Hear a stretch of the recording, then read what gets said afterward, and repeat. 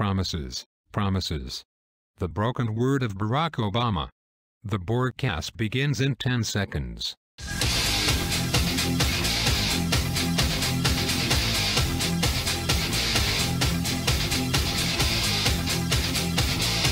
WDBC Internet Television is on. I am an avatar for Michael P. Borgia. The broadcast, originating from deep behind enemy lines, is brought to you by DailyBorg.com. Conservative politics for the thoughtful. Resistance is futile. You will be assimilated. He came to office in a massive campaign of deception, making hundreds of grandiose promises as to how he was going to be different at. How many of those promises did Barack Obama break? In his first term, we counted more than 100. We'll take a look at the most egregious of the president's broken promises when the broadcast continues in a moment. I didn't see you come in. Yeah, most people don't. Who are you? Oh, I'm Depression, and I've come for you. I'm not depressed. Oh, you're not? What about schizophrenia? No. Anxiety disorders? Uh-uh. Eating or mood disorders? No and no. Oh, my mistake. It's next Tuesday that you lose your job and your boyfriend leaves you.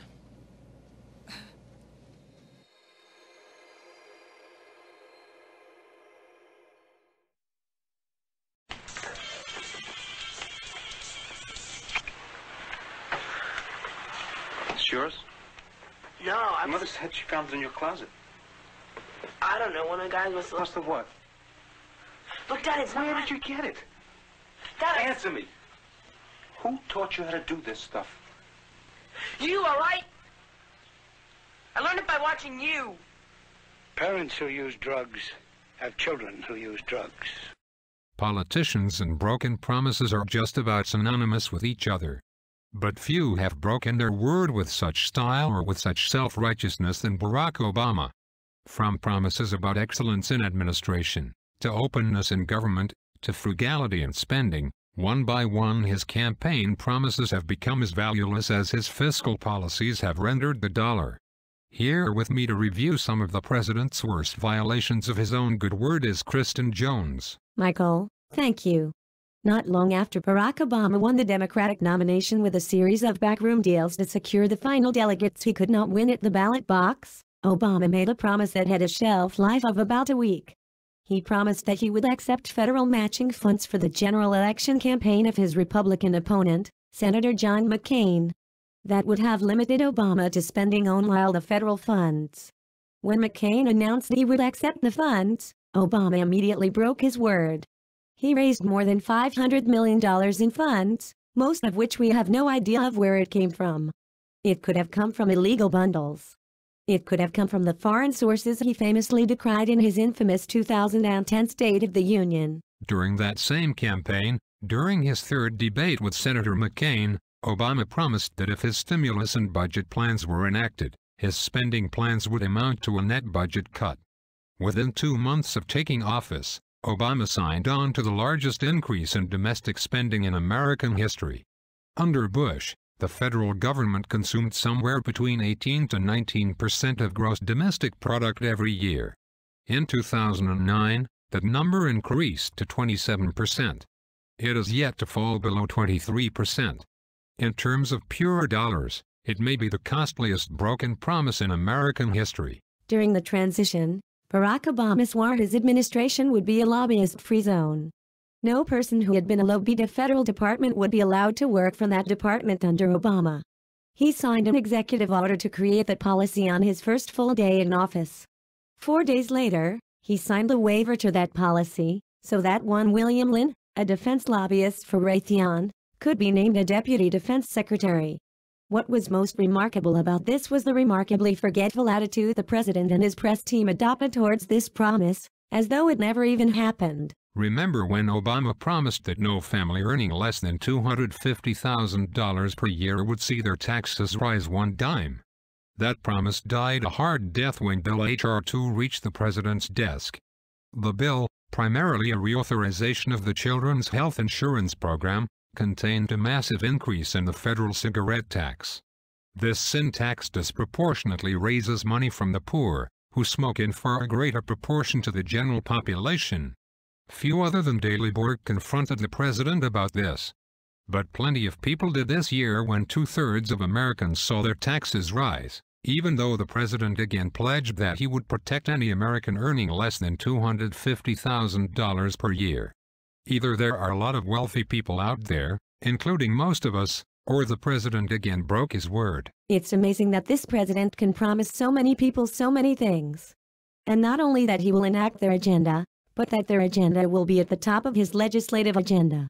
He promised Planned Parenthood that the Freedom of Choice Act, which removes all state limitations on abortion, would be his first action. He promised Hispanic groups that immigration reform would get done in his first year. He promised Democratic doves that he would close Guantanamo Bay Prison in his first year and vacate Iraq in 16 months. The latter took nearly 4 years to occur, the former is yet to happen. He never signed or pushed the abortion bill, the immigration bill, or even organized labor's top priority, the Employee Free Choice Act.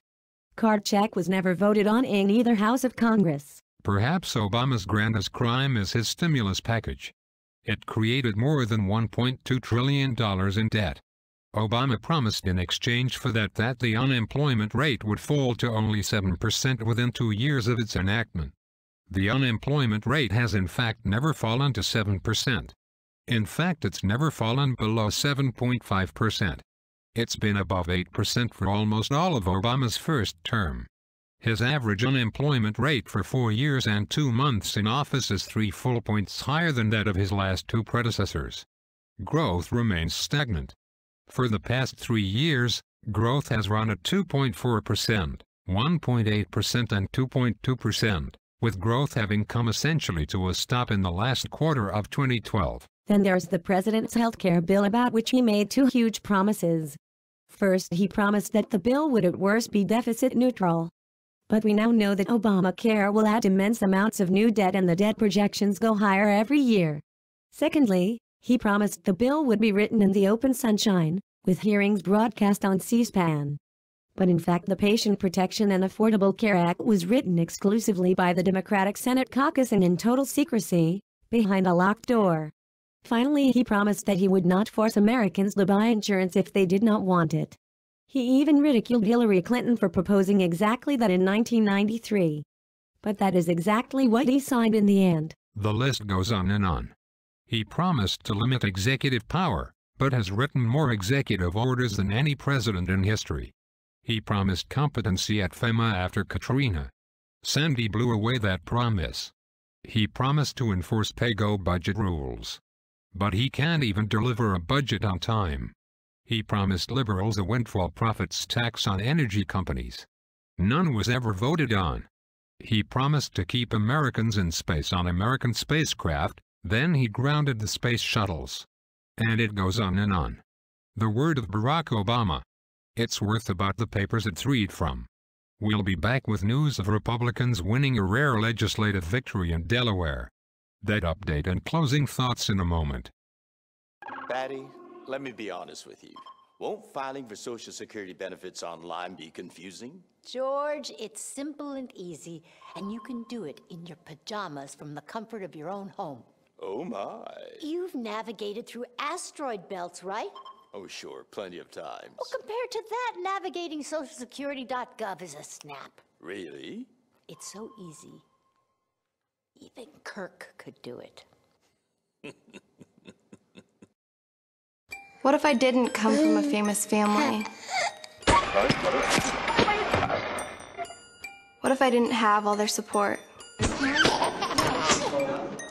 What if I didn't have all these opportunities? Believe me, it wouldn't be pretty.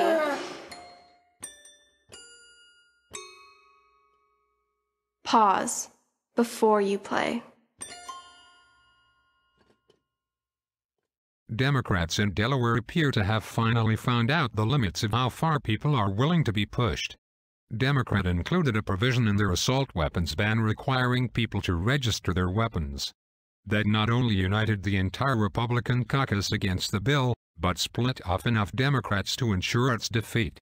Democrats, split in half over the issue, pulled the bill from the agenda of the State House, handing Republicans a rare legislative victory.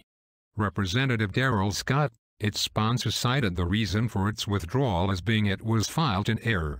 That's an excuse to save face once Democrats learned their overreaching was going to blow up in their faces. It's now abundantly clear that the only error involved was in the election of a supermajority Democratic-controlled legislature. In 20 months, we get to go to the polls and change that. You have been assimilated.